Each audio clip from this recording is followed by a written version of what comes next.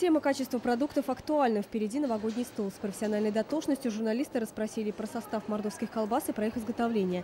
Главный принцип «ничто не заменит мясо» подтвердился и в колбасном, и в пельменном цехе. Здесь за час изготавливают аж 40 тысяч аккуратных кружочков с начинкой. Вот бы домохозяйкам такую скорость. А самый длительный в приготовлении продукт – сырокопченой колбасы. Готовые изделия созревают в течение месяца. Батон должен быть чистый, без белого налета. Он должен быть не очень жесткий, но не очень мягкий. Посмотрите на срок годности. Чем свежее продукт, тем он вкуснее. Если колбаса вам понравилась по виду и по цене, берите ее, не сомневайтесь, на новогоднем столе она будет смотреться прекрасно.